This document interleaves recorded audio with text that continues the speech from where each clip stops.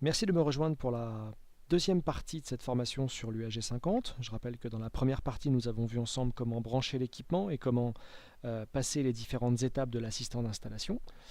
Dans cette seconde partie, nous nous focaliserons sur la configuration avancée de l'UAG 50 et sur sa personnalisation.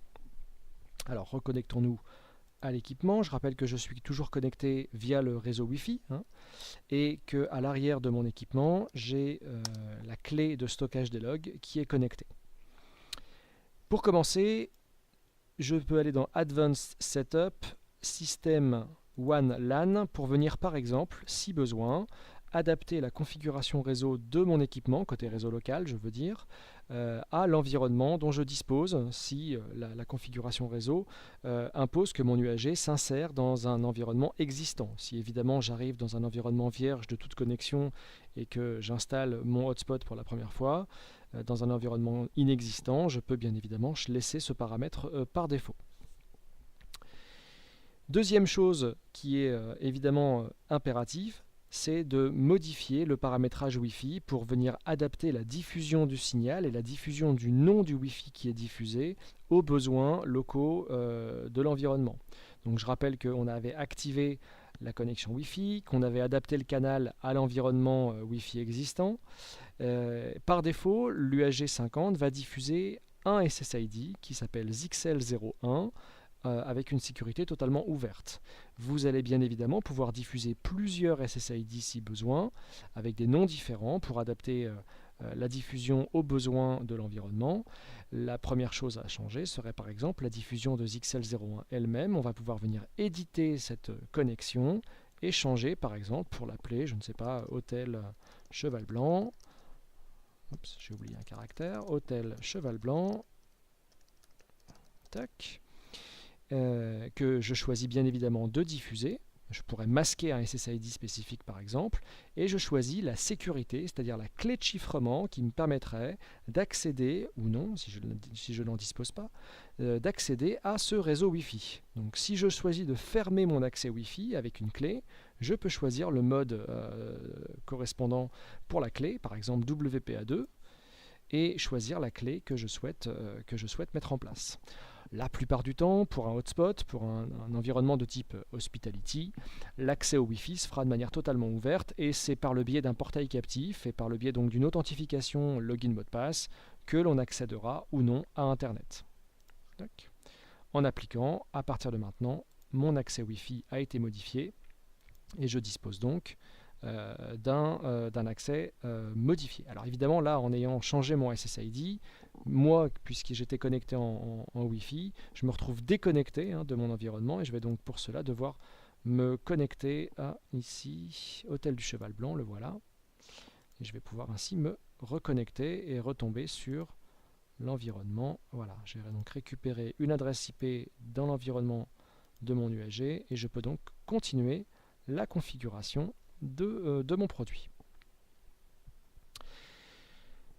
Je vais regarder un petit peu côté Advanced Setup. On va aller paramétrer ensemble la manière dont les utilisateurs vont accéder à Internet. Donc je vais aller dans Authentication, et je peux choisir ici si je veux que les utilisateurs accèdent à Internet sans authentification. Souvenez-vous, c'était pour ceux qui ont regardé la première partie de cette formation, un des choix de l'assistant d'installation. Ou alors je peux demander à ce que les utilisateurs soient redirigés vers un portail captif.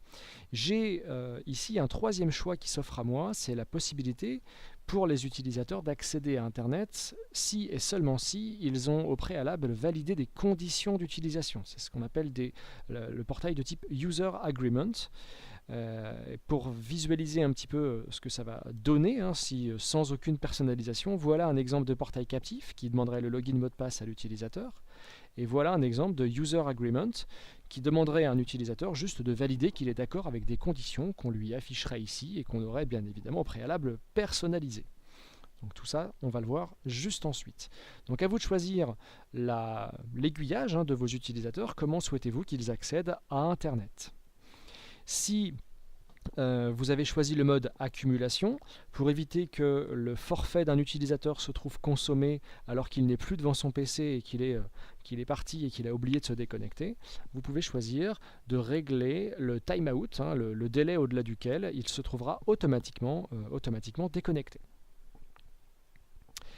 Si vous avez fait des choix un peu rapides et un peu arbitraires au moment de l'assistant d'installation concernant les profils de facturation, vous allez pouvoir venir les changer, les modifier, les adapter à vos besoins en rajoutant d'autres profils, en venant modifier ceux qui existent déjà, changer le mode de décompte des forfaits qui ont été fournis aux utilisateurs, passer du time to finish à l'accumulation et inversement. C'est également par ce biais que vous allez pouvoir, par exemple, choisir d'activer le mode Credit Card Service, au travers duquel l'utilisateur pourra accéder au paiement de son accès Internet par le portail captif en étant redirigé, par exemple, vers un système de paiement comme PayPal. C'est ici que vous réglez également la TVA. Si vous choisissez que les montants qui sont choisis pour les profils de facturation sont hors taxe, vous pouvez cocher la case Tax Percentage et choisir le montant de la TVA, par exemple 20%. Je peux donc valider cette partie. Dans la rubrique Advanced Setup Billing Accounting, c'est ici que je vais venir choisir de valider que les profils de facturation que je viens de créer ou de modifier sont bien associés aux trois boutons A, B et C de l'imprimante. C'est ainsi que je vais pouvoir choisir correctement le bon profil en fonction du bouton qui sera utilisé par l'opérateur. Je rappelle évidemment que si vous appuyez plusieurs fois sur un bouton, vous demandez à ce que le forfait qui soit généré corresponde à X fois le profil que vous aurez choisi. 3 fois le bouton A signifie donc qu'on va générer un profil valable pour 3 fois 30 minutes, soit 1h30. Très important, la personnalisation également de la page de login, la page d'authentification. Alors c'est valable évidemment pour la page du portail captif, mais ça l'est encore plus pour la page du User Agreement, puisque là il sera important de préciser quelles sont les conditions d'utilisation que l'utilisateur se trouve en droit d'accepter ou de refuser. Donc pour cela, on va aller dans Advanced Setup, System, et on va aller dans Customization, dans lequel on va pouvoir changer toutes les informations qui apparaissent sur les différentes pages web de l'UAG, choisir si on veut afficher une page classique, une redirection, si on veut rediriger l'utilisateur. Si je souhaite changer le paramétrage de la page classique, je peux rajouter par exemple un logo, afficher un logo, changer les différents textes qui peuvent s'afficher. Voilà, je vais le franciser un petit peu ici. Hop. Et on va changer évidemment les labels concernant l'utilisateur et le mot de passe. Voilà, valider,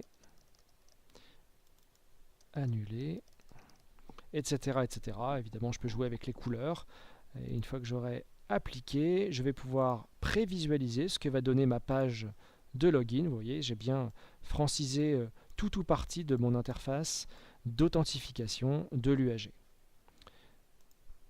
Alors, si je choisis de mettre un logo, je vais pouvoir positionner ici le fichier correspondant. Attention au poids de l'image, on ne doit pas dépasser 60 KB et la dimension recommandée est de 200 par 50, au-delà duquel on ferait des redimensionnements qui peuvent parfois dégrader fortement l'image. Donc mieux vaut adapter l'image d'origine aux conditions requises ici pour l'insertion du logo.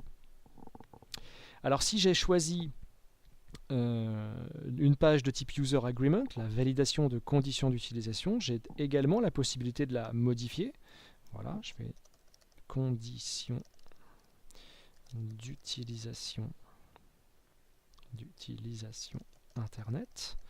Voilà, condition 1. Toc.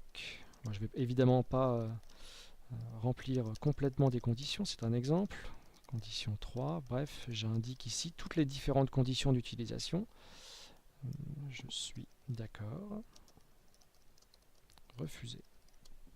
Voilà, une fois que j'ai validé mes conditions d'utilisation, Je peux prévisualiser ce que donnera cette page ici, et donc évidemment les boutons seront actifs pour permettre, avec le je suis d'accord, d'accéder à Internet ou de refuser. Voilà. C'est ainsi que l'on va pouvoir personnaliser la page d'accueil des utilisateurs pour l'adapter à l'environnement dans lequel on vient d'installer l'UAG 50. Voilà, j'en ai fini pour cette deuxième partie.